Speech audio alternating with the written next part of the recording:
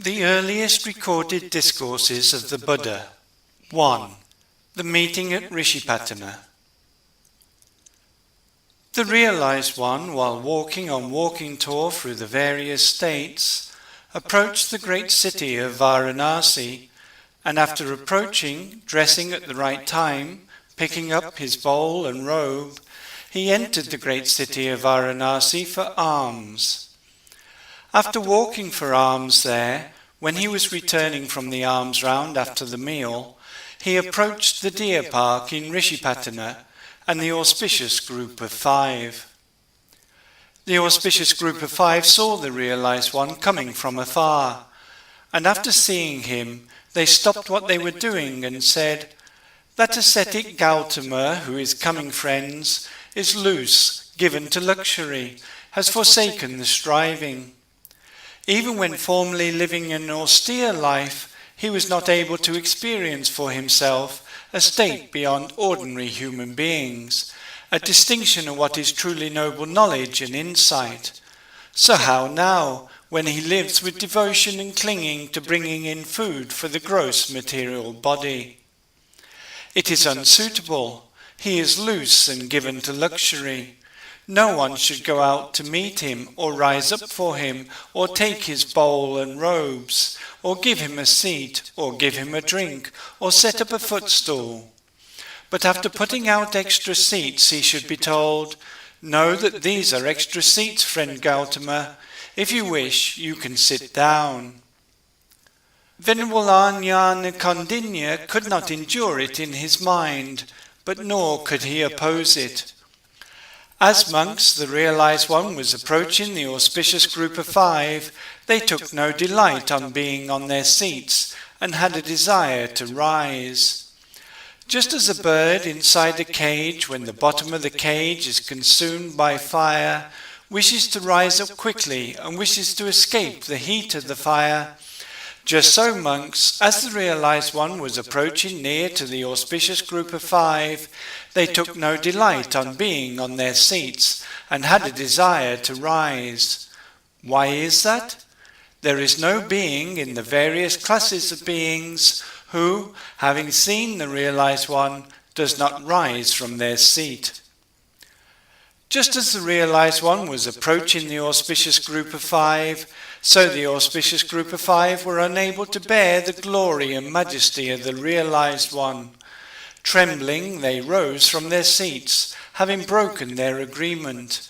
And rising, someone went out to meet him, someone rose up for him and took his bowl and robes, someone offered him a seat, someone set up a footstool, someone set up water for washing his feet, and they said, "Welcome to you, friend Gautama.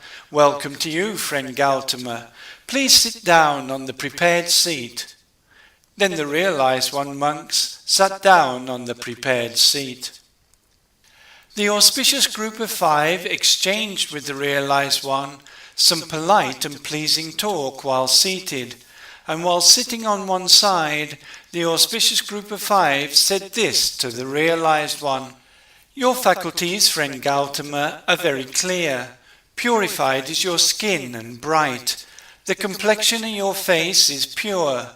Have you, friend Gautama, experienced for yourself a state beyond ordinary human beings, a distinction of what is truly noble knowledge and insight?" After that was said, monks, the realized one said this to the auspicious group of 5.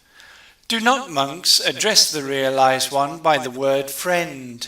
That will not be for your welfare, benefit and happiness for a long time. The Deathless has been experienced by me, monks, and the path to the Deathless. I am an awakened one, monks, all-knowing, all-seeing, one who has cooled off without pollutants. I have power over all things, and I teach the doctrine, monks. You should come, listen, undertake, and give an ear. I am advising and instructing. Having been properly instructed by me, properly trained, you will be free from the pollutants, freed in mind, freed through wisdom, and in this very life, having seen directly, having attained, you will be able to say, destroyed is rebirth for us, accomplished is the spiritual life, done is what ought to be done. There is no more of this mundane state. This we know. Now didn't this occur to you? This ascetic Gautama, who is coming, friends, is loose, given to luxury, has forsaken the striving. Even when formerly living in an austere life, he was not able to experience for himself a state beyond ordinary human beings, a distinction of what is truly noble knowledge and insight. So how now, when he lives with devotion and clinging to bringing in food for the gross material body?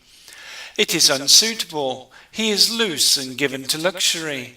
No one should go out to meet him, or rise up for him, or take his bowl and robes, or give him a seat, or give him a drink, or set up a footstool. But after putting out extra seats, he should be told, "Know that these are extra seats, friend Gautama. If you wish, you can sit down." 2. The discourse that set the Dharma wheel rolling. Then the realized one, monks, in the first watch of the night, agreed to teach by keeping silent. In the middle watch of the night, he took delight in what was to be said. In the last watch of the night, he addressed the auspicious group of 5, saying, "There are these 2 extremes, monks, that one who has gone forth ought not to descend to, which is this: being joined and clinging to the pleasure in sense pleasures, which is low, vulgar, worldly, not very noble, not connected with the goal, not helpful for the spiritual life in the future, not leading to world weariness, dispassion, cessation, deep knowledge, complete awakening and emancipation. And this, which is not the middle practice, devotion to self-mortification, which is painful, not connected with the goal, painful in this very life and in the future where it results in pain. Not having approached either of these 2 extremes, monks, the doctrine of the middle practice is being taught by the realized one, which is this: right view, right thought, right speech, right action, right livelihood, right endeavour, right mindfulness, right concentration. There are these 4 noble truths, monks. Which 4? Suffering, the arising of suffering, the cessation of suffering, and the practice leading to the cessation of suffering. Herein, what is suffering? Birth is suffering. Also old age is suffering. Also sickness is suffering. Also death, being joined to what is not dear, being separated from what is dear, is suffering.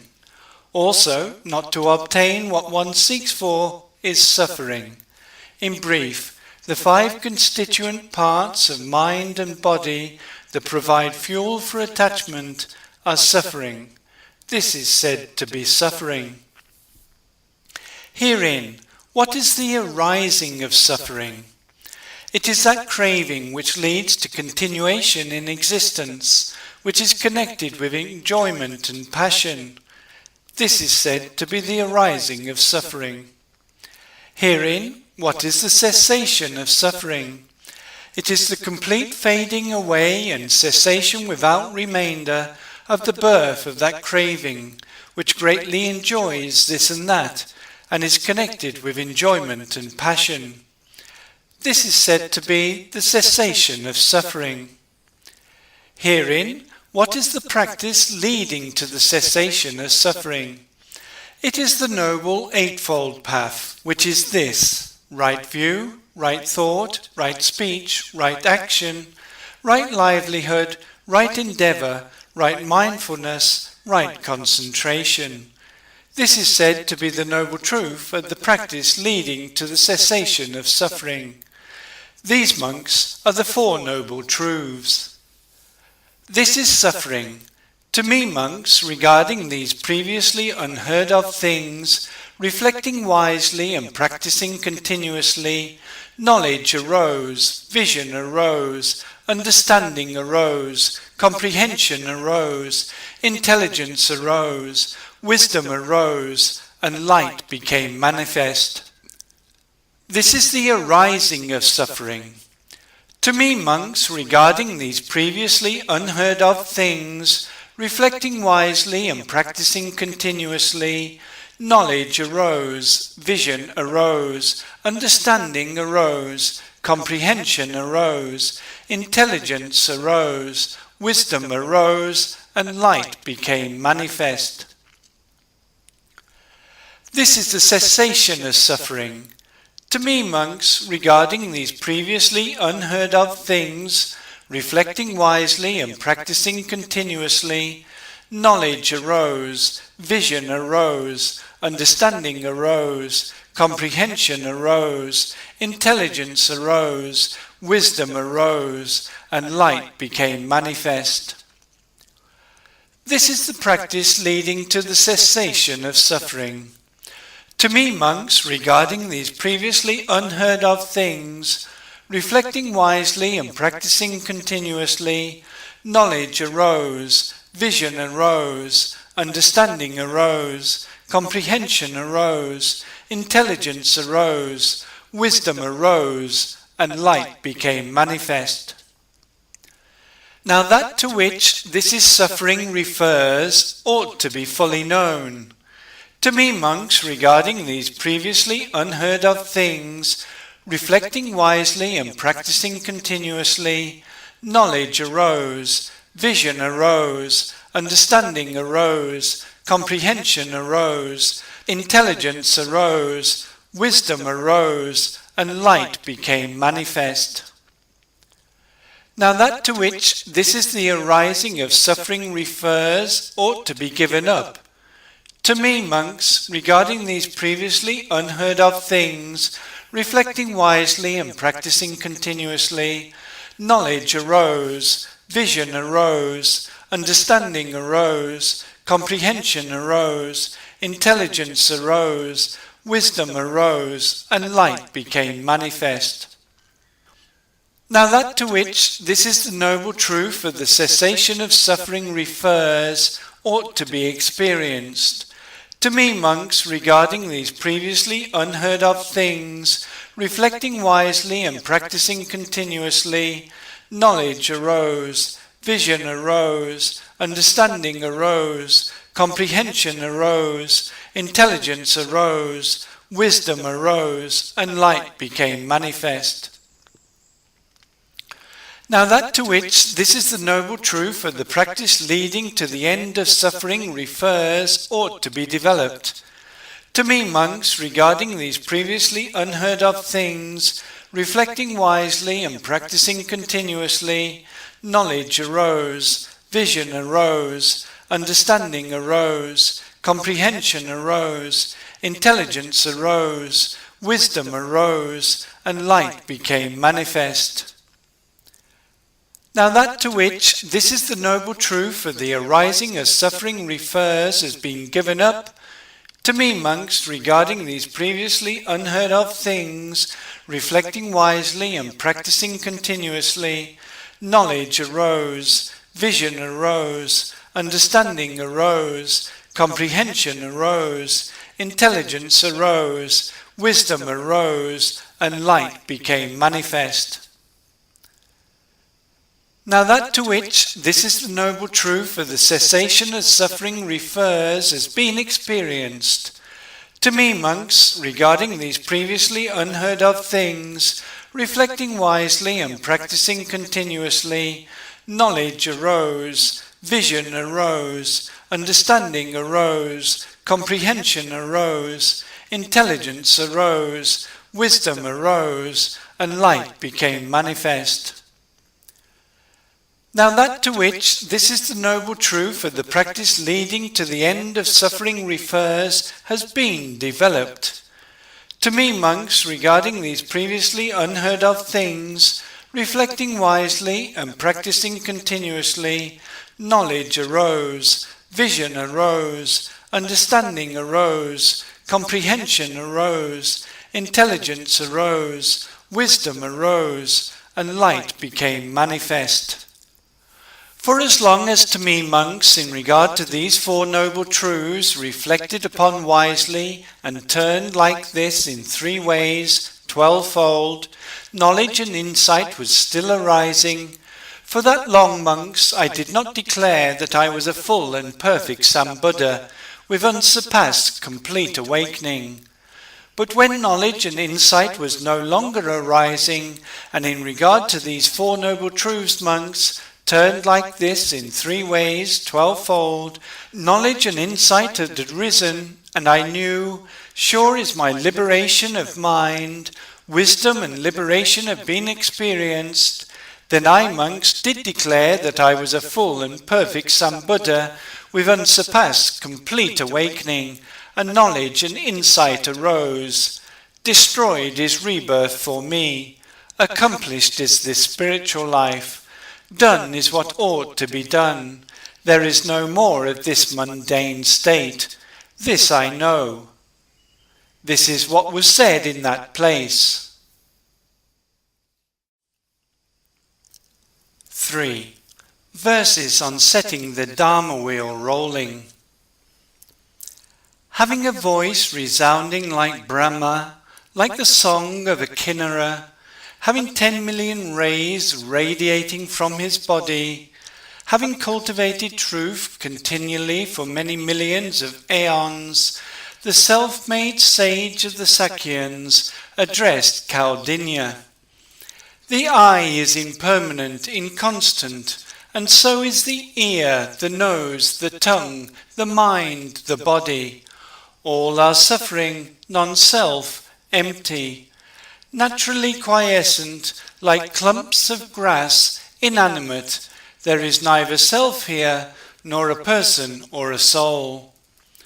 All things are produced with a condition and a cause. Having put aside all extreme views, it is as clear as the sky. There is no doer, nor is there one who experiences. He sees no deed done, whether it be bad or good. The constituent parts arise through conditions, and so there is suffering. It is produced just as thirst is through the cutting off of water. Seeing equanimity towards conditioned things through the path, it is completely destroyed with the cessation of those things subject to decay. With the production of various thoughts that are not wise comes ignorance. No one is a producer of it. The cause for volitional processes is given.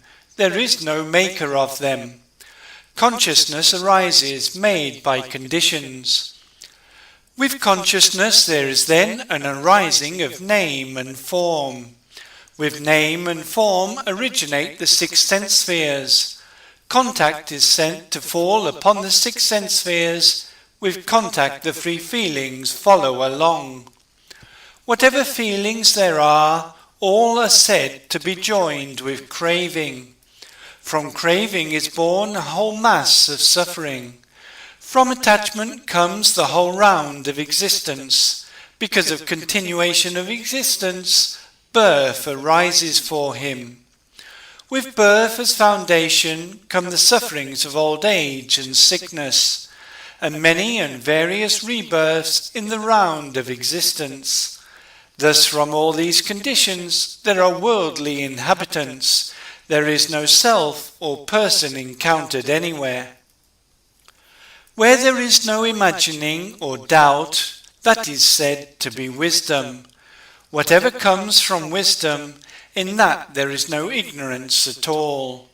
In whatever place there is cessation of ignorance, there is a cessation of all decay and the factors of existence which are destroyed by decay.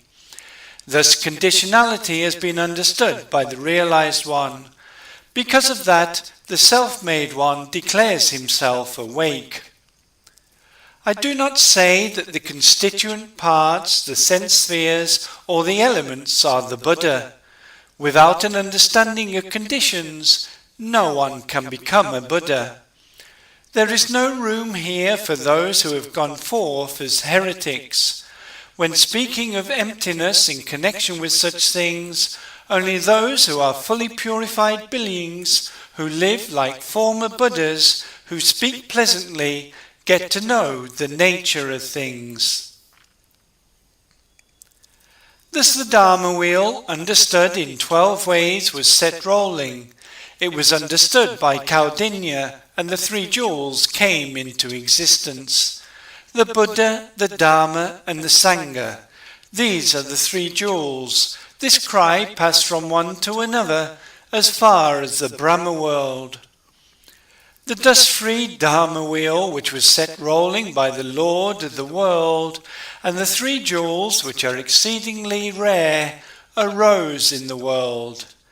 Having first converted Kaundinya, the 5 monks and 600 million guards were purified by the vision of the Dharma, and another 800 million guards from the element of form had their vision purified by the Dharma wheel being set rolling. 84,000 human beings who had assembled also had their vision purified and were freed from all bad destinations. At that moment, in the 10 directions without end, this cry concerning the Buddha went forth, resounding, sweet, pleasing, beautiful. It was heard in the firmament. The supreme Dharma wheel has been set rolling by the one possessing 10 powers, by the Sakyan sage, by no other, after he had approached Rishi close to Varanasi. In the 10 directions, all of the 100 Buddhas fell silent, and the leading sages who attended on them all asked the victorious ones, "Why have the ones possessing 10 powers, after hearing this sound, interrupted their Dharma talk thus? What is the reason they have so quickly silenced their speech?" Through 100 previous existences, awakening was accomplished with energy and strength, and many 100,000 awakening beings were left behind. So through beneficial actions and purification, the auspicious awakening was attained. The wheel has been rolled 3 times, therefore we have become silent. After hearing these words, those billions of sages, after developing the strength of friendliness, advanced towards the auspicious and highest awakening, thinking, "We also will train under the sage, engaged in giving rise to energy. Quickly we will become supreme in the world, and will offer the vision of the Dharma to others." The deep, hard-to-see, subtle Dharma wheel has been set rolling, which the Maras cannot grasp, nor any of the outside heretics. The non-adhering, non-proliferating, non-arising, non-producing Dharma wheel has been set rolling, which is pure and naturally empty. Without effort and without leaving off effort, without signs and characteristics, the Buddha praises the wheel, which explains the nature of equanimity. A magical mirage, a dream, the moon in the water, an echo. Just so is the wheel that was set rolling by the Lord of the world. The entrance to understanding conditionality, which is neither annihilation nor eternalism, the Dharma wheel, which cuts off all wrong views, is remembered as such. Empty forever like space, free from doubt, luminous, the explanation of the middle path, free from extremes, such is the Dharma wheel said to be. Free from being and non-being, without self or non-self, the Dharma wheel is said to be the explanation of nature and of birth. True from bottom to top, this is real and factual, the unique explanation of the nature of things, such is the Dharma wheel said to be. The state of the I is empty, and so also with the ear, the nose, the tongue, the body, and the mind. They are empty of self, inanimate. This wheel is such like the Dharma wheel that has been set rolling. It awakens the unawakened beings. Therefore it is called the awakened teaching. By myself, the state and characteristic of nature have been understood without the teaching of others. I am therefore self-made, a visionary. I have attained mastery of all things, so I am said to be the Lord of Dharma. I am the knower of the right and wrong way in all things, therefore I am said to be the leader. As there are unfriendly people, I will discipline them in the discipline. I have attained the discipline of perfection, therefore I am called the great leader. To those beings who have lost their way, I point out the path supreme, and lead them to the farther shore, therefore I am the great leader. Through knowing the basis of sympathy, I welcome the people crossing through the forest of the cycle of birth and death. Therefore I am the caravan leader. I have power over all things. Therefore I am the victorious master of the Dharma. Having set rolling the Dharma wheel, I am said to be the Dharma king. I am the Lord giver of Dharma, the teacher, the unsurpassed Lord of the Dharma. I am Siddhartha, the accomplished one, who has made the sacrifice, fulfilled hopes, accomplished blessings. I am the comforter, the one with insight into safety, the hero, the one who has put down great evil, the one who has overcome all battles, the one who is freed and by whom the people are freed. I am the light of the world, the light of wisdom and knowledge. I am the destroyer of the darkness of nescience, the torchbearer, the great light. I am the great doctor, the great knower, the great physician for the defilements, the unsurpassed surgeon for beings pierced by the defilements. I am endowed with all the characteristics, resplendent with all the marks, having a body auspicious on all sides, but who resembles the lowly. I am the one strong with the 10 strengths, the most mature of the mature. I am the great sage, the head endowed with 18 special qualities.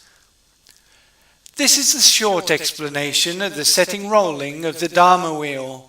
The realized one's beautiful virtues have thus been given and set forth. The Buddha's knowledge is endless, just like the great sky. While speaking of it, aeons may be destroyed, but the virtues of the Buddha will never decay.